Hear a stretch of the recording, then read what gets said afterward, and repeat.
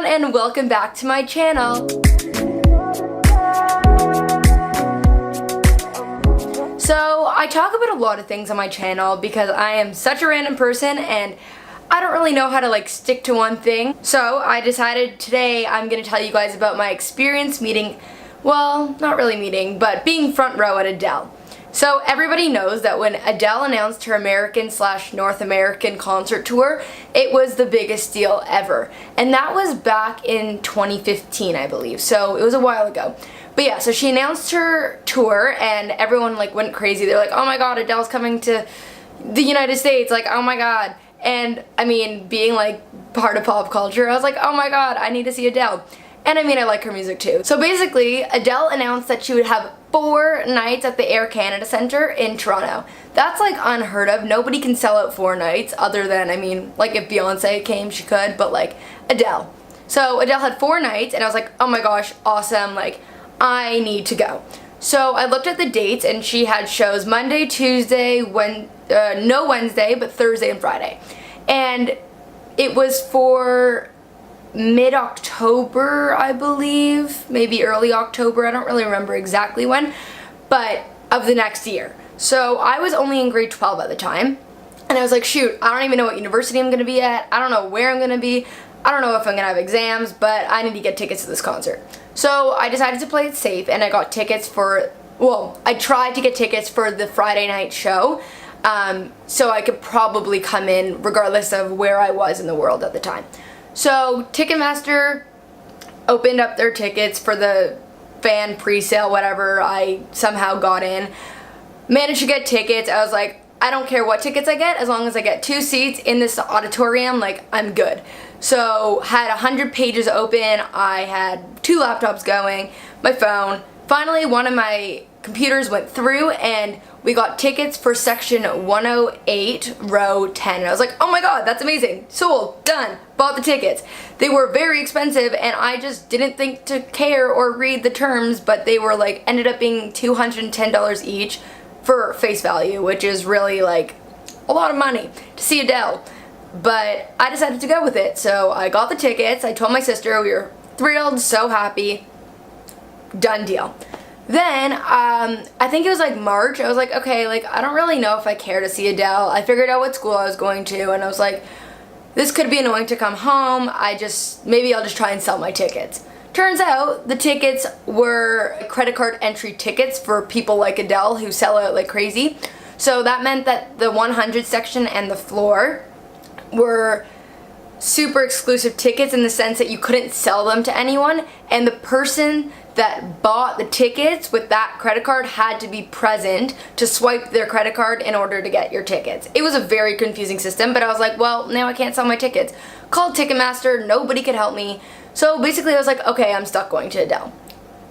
October comes around, I come in from school, I'm like, okay, I'm excited, it's gonna be a good concert, I've heard good things, but I really was just expecting her to sit on a chair and play piano and sing. I was like, it's gonna be nice singing night. It's not gonna be any Miley Cyrus, but I was like, whatever, it will be good. But it's a lot of money, but it'll be good. So we get to the concert and my sister and I realized we actually had really good seats. We were in row 10, section 108, right by the front stage. We were so happy, but then when we were walking in, Virgin Radio, which is a local news station, they were they had a little stand, and they said, oh, tweet your seat and you can maybe get bumped up. And I was like, well, whatever, there's no harm. Even though we had really good seats anyways, I was bored, so I was like, alright, I'll tweet. 10 minutes before the show starts, 2 people come to my section and scream, is there a girl named Gennifer Jordyn here? And I was like, me? And then they were like, yeah, you, section 108, seats 10 and 11, whatever I was. And I was like, yeah, that's me. I tweeted. They're like, congratulations, you won the tweet your seat. And I was floored. I was so confused. I was like, why didn't they give this to someone in the 300s? But they decided to give it to me and my sister. And they were like, all you have to do is make a boomerang that you're excited. And I was like, okay.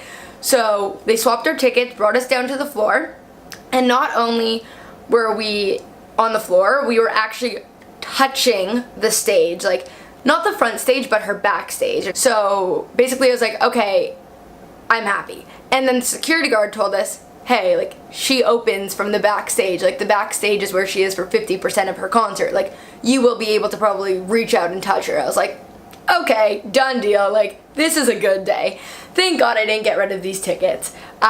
So then basically the concert started. She rose up from the ground. I was like, oh my God, Adele, I can see your birthmarks on your back. Like, this close.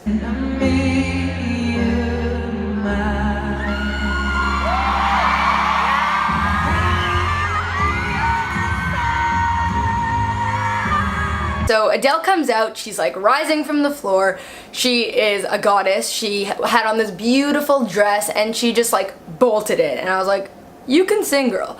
She was so good live. It was like the exact same as her album. It's such a different experience, like being right there in front of the person while they're singing and actually like seeing their emotions versus being in the 100s or even the 300s like of an auditorium or whatever you call it, because it's just like you feel like it's such a smaller, more intimate experience. Obviously sitting that close normally costs a lot of money, therefore I don't normally sit that close, but I want it, so it was so cool. And yeah, so she had like, what I really liked about Adele is that she was so interactive with her fans. After every song, she would literally like stop, talk to us, speak to the people in the front row around her, and ask the audience questions, make jokes, like, and it was just really nice to see someone care so much for their fans. And it didn't seem staged at all. She just really like went with the flow of the night, decided to speak about whatever she wanted to speak about, and I really enjoyed that about her. It was also so cool, like during Set Fire to the Rain, or whatever that song is called, there was water falling from the ceiling.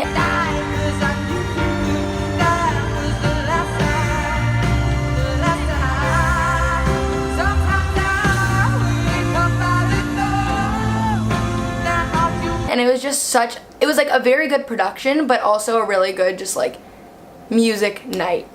On top of which, someone got engaged on the stage right by me, and Adele like called them up, and this man had a huge sign that was like, Gennifer, not me, but like his wife now, I guess, Gennifer, will you marry me? And like Adele was literally in tears. I was like, oh my God, that's so nice of you. Do you know what he's about to do? Do you know what your friend's about to do? Oh my goodness.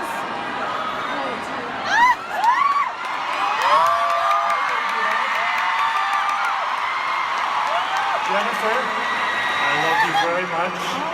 I'm very nervous, but you make me very happy. And I hope I make you happy. And I want to spend forever with you.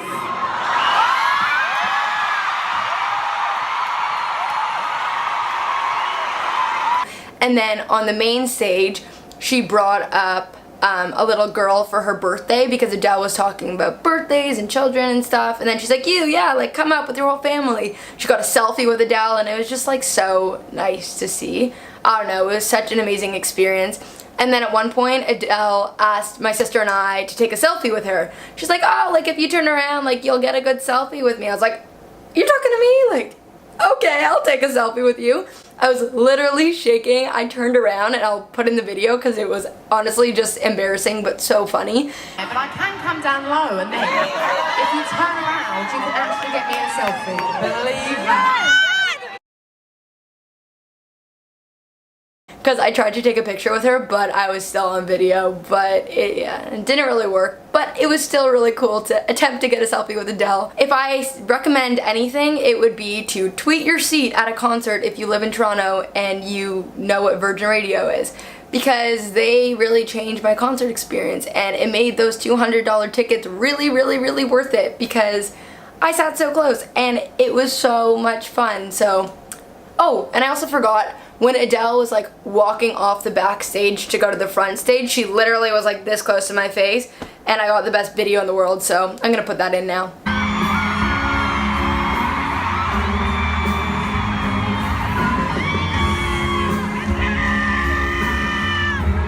Thank you guys so much for listening. Make sure to hit that subscribe button down below to hear other experiences that I've had with concerts and meeting people and my daily life. So yeah, definitely make sure to click that little button down below. And yeah, thanks guys. Hello from the other side. must have called 1,000 times.